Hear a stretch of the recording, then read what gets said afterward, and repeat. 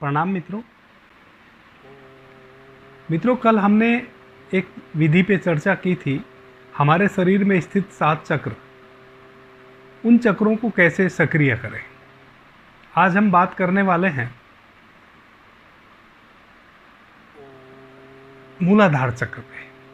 क्योंकि हमारे शरीर में सबसे ज़्यादा ऊर्जावान अगर कोई चक्र है वह है मूलाधार चक्र, जहां हमारी कुंडलिनी बसती है।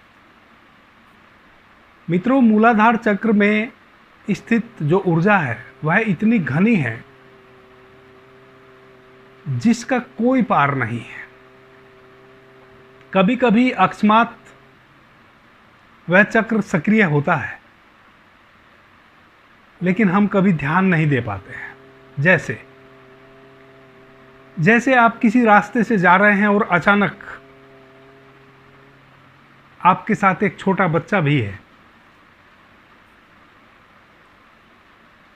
और वह बच्चा आपके सानिध्य में चल रहा है, लेकिन बच्चे कई बार क्या होता है कि इधर उधर देखते रहते हैं और वह थोड़ा सा आपसे दूर हो जाता है। तभी कोई पीछे से गाड़ी आती है और आप एकदम आपकी निगाह पड़ती है और आपको लगता है कि अरे बच्चा गाड़ी से टकरा जाएगा। आपने कभी भी उतनी ताकत, उतनी ऊर्जा फील नहीं की होगी जितनी उस क्षण ऊर्जा आपके अंदर समाहित हो जाती है। एक क्षण में आप पल भर में उस बच्चे को लपक के अपनी सुरक्षा में ले लेते हैं। क्या आपने कभी ध्यान दिया कि यह स्फूर्ति आप में अचानक आई कहां से? ऐसी और भी जीवन में बहुत सारी घटनाएं घटती रहती हैं। हमारा स्वयं का ही कहीं एक्सीडेंट होते होते बचा,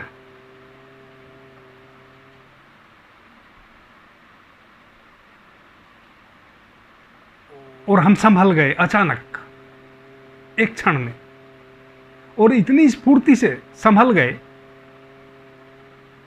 स्वयं को भी नहीं पता कि उतनी ऊर्जा, उतनी ताकत कहां से आई। ऐसे क्षणों में कई बार हमारा मूलाधार चक्र सक्रिय हो जाता है अचानक, और असीम ऊर्जा आपको मिलती है और आप एक घटना से अपने आप को बचा लेते हैं, एक दुर्घटना से अपने आप को बचा लेते हैं।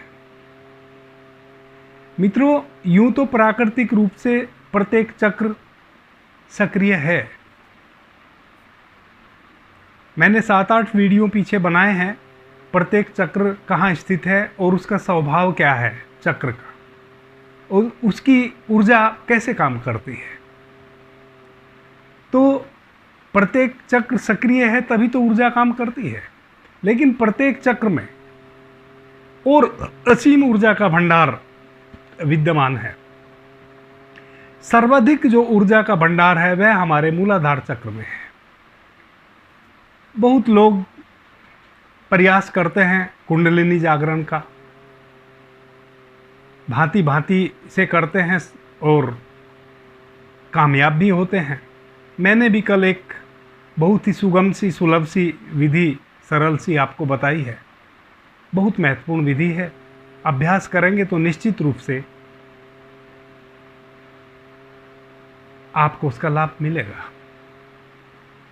लेकिन आज मैं बात यह करने वाला हूं कि मूलाधार चक्र पे स्थित जो आपकी ऊर्जा है, ऊर्जा का जो भंडार है, वह, जैसा कि मैंने कल विधि बताई थी, उस विधि का अभ्यास अगर आप करेंगे तो सक्रिय हो जाएगा। लेकिन उस ऊर्जा का आप करेंगे क्या? वह तो असीम ऊर्जा है, इतनी घनी ऊर्जा है कि आपको संभाले नहीं संभलेगी। इसलिए जिन्होंने भी कुंडलिनी जागरण किया है उनका अनुभव है कि वह खतरनाक है।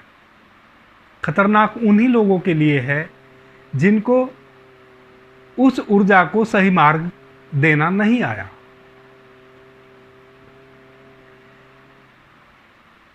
हमारे जीवन में बहुत सारी ऐसी चीज़ें हैं जो हमारे सन्निकट हैं, लेकिन हम उनका लाभ नहीं ले पाते हैं। परमात्मा ने, प्रकृति ने उन पे ताला लगा रखा है, गांठ बांध रखी है। जिसको वह गांठ खोलनी आवे वही उस गांठ को खोले, वही उस ताले को खोले, और जिसको ताला खोलना आ गया, गांठ खोलनी आ गई,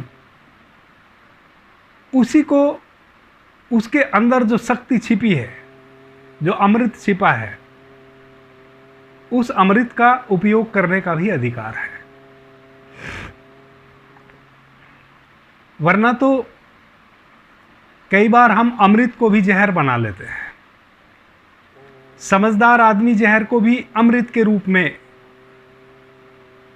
काम में ले लेता है, और गैर समझदार आदमी अमृत को भी इतना मात्रा में सेवन कर लेगा कि वह उसके लिए जहर हो जाएगा, अनपच हो जाएगा।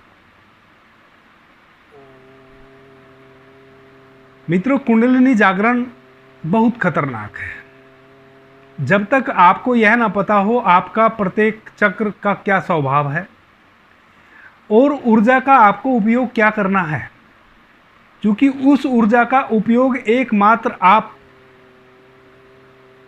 ध्यान के लिए कर सकते हैं, दूसरा उसका कोई उपयोग नहीं है। अगर आपने मेडिटेशन का, ध्यान का अभ्यास नहीं किया है, अगर आपको ध्यान क्या है यह भी ना पता है, और आप मेरी बताई विधि या फिर अन्य बहुत सारी विधियां संसार में अभी तक कुंडलिनी जागरण के लिए बताई गई हैं, अभ्यास में लाई गई हैं,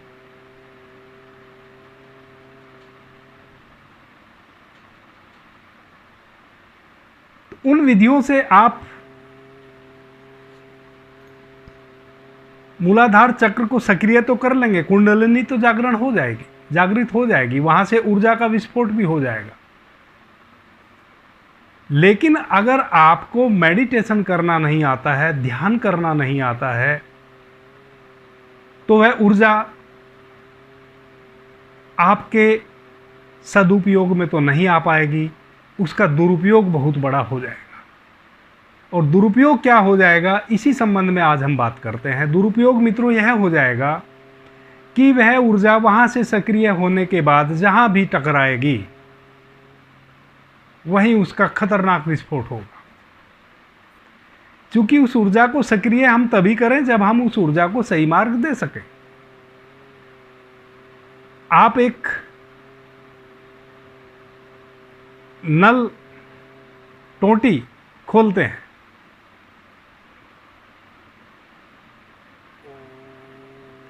आपकी छत पे एक टंकी लगी है पानी का स्टोर करने के लिए।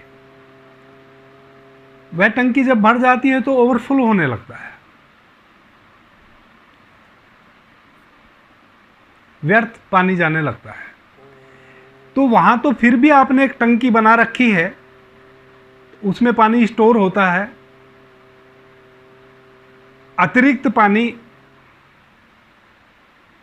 वेस्ट हो जाता है, ओवरफ्लो होकर बाहर आ जाता है। लेकिन आपने मूलाधार चक्र की जो ऊर्जा है उसके लिए कहाँ स्टोर रूम बनाया है, उस ऊर्जा को आप कहाँ इकट्ठा करेंगे, उसकी अगर आपकी तैयारी नहीं है तो वह ऊर्जा सक्रिय होने के बाद जहां भी शरीर में कहीं भी, आप इस बात का ख्याल रखें, हमारे सारे चक्र हमारी रीढ़ के माध्यम से ही, इड़ा, पिंगला, सुषुम्ना, 3 हमारी नाड़ी हैं जो गुथी हुई हैं, रीढ़ के माध्यम से ऊपर तक गई है।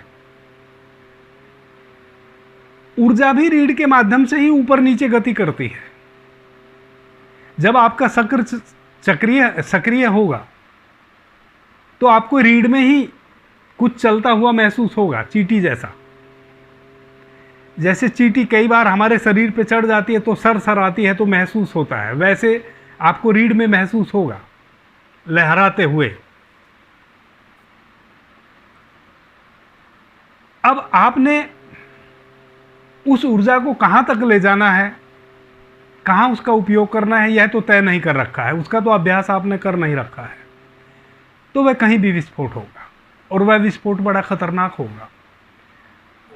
आपका कोई अंग भंग हो सकता है, आपके मस्तिष्क को डिस्टर्ब कर सकती है वह ऊर्जा, आपकी आंखों को डिस्टर्ब कर सकती है, आपके लीवर किडनी को डिस्टर्ब कर सकती है, आपके सेक्स सेंटर को डिस्टर्ब कर सकती है। यह उसका नुकसान है। तो मैं सभी मित्रों से यही अनुरोध करूंगा, या तो कुंडलिनी जागरण के चक्कर में ही ना पड़े। जब आप सहज रूप से ध्यान में परिपक्व होते हैं, जैसे जैसे आप ध्यान की गहराइयों को छूते हैं, तैसे तैसे जितनी एनर्जी की आपको ध्यान में ज़रूरत है उतनी एनर्जी ऑटोमेटिक आपके चक्र आपको डोनेट करने लगते हैं। आपको प्रतीक्षा करनी होती है, आपको पात्रता अर्जित करनी होती है ध्यान की। जैसे जैसे आप ध्यान में गहरे उतरेंगे और ध्यान आपके लिए सहज होता जाएगा, तैसे तैसे ऑटोमेटिक आपके जो चक्र हैं वह आपको ऊर्जा डोनेट करते चले जाएंगे। और अगर आपको कुंडलिनी जागरण करके एकदम से पहुंचना है, आकाश की ऊंचाइयों को एकदम से छूना है, तो फिर भी आप ध्यान का पहले अभ्यास करें। चूंकि प्रकृति ने जो ताला लगाया है कुंडलिनी में, आपके मूलाधार चक्र में जो ताला लगाया है, उसका एक पर्पज है। चूंकि वह ऊर्जा जितनी आपको दैनिक ऊर्जा की जरूरत है उतना तो वहां से डोनेट हो ही रही है, बिना आपके किसी प्रयास के, नेचुरली, प्राकृतिक रूप से। लेकिन वह जो ताला लगा रखा है प्रकृति ने, या कहे परमात्मा ने, वह ताला इसलिए लगा रखा है कि उस ताले को वही खोले जो उसका सही सदुपयोग करना जानता हो। उसका सदुपयोग क्या है? 7वां चक्र, सहस्त्रार। मूलाधार चक्र से उठी ऊर्जा जब ऊर्ध्वगामी होते हुए, गति करते हुए हमारे सहस्त्रार तक पहुंचती है, तो हमारा सहस्त्रार खिलता है। उसी को कहते हैं सहस्त्र कमल दल खिल गया। तो आप इस ब्रह्मांडीय ऊर्जा से जुड़ते हैं। वही ऊर्जा आपके सहस्त्रार के माध्यम से ब्रह्मांड से जुड़ती है। उसी दिन आप योगी कहलाते हैं। लोग कहते हैं कि ये तो योगी जनों का काम है, ध्यान करना, साधना करना, कुंडलिनी जागरण करना, ये तो योगी ही कर सकते हैं। गलत कहते हैं।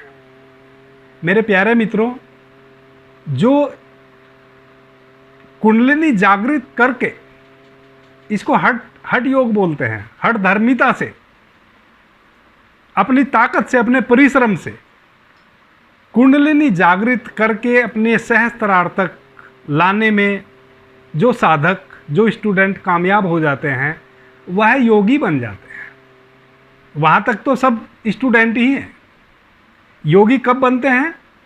जब आपकी मूलाधार चक्र से सक्रिय ऊर्जा ऊर्ध्वगामी होते हुए आपके प्रत्येक चक्र से गति करते हुए सहस्त्रार पे आती है और आपका सहस्त्रार कमल दल खिलता है,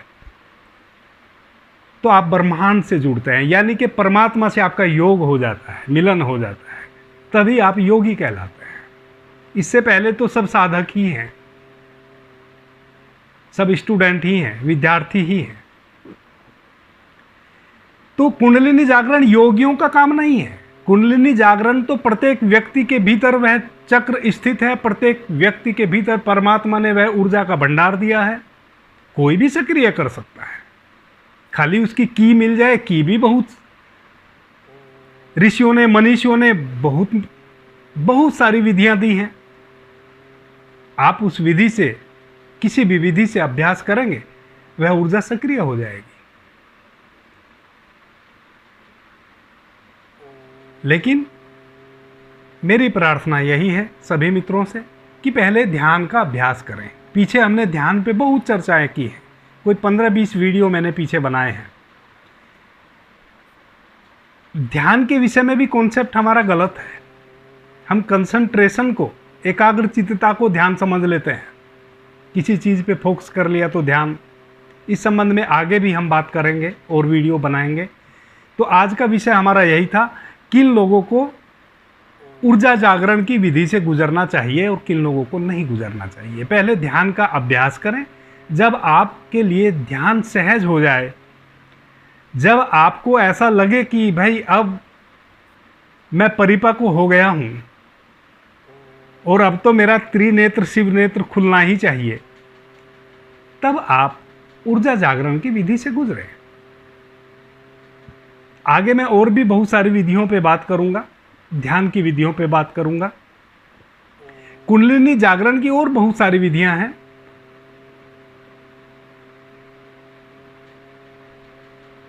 कल जो मैंने डिस्कस की थी विधि, वह बहुत महत्वपूर्ण विधि है।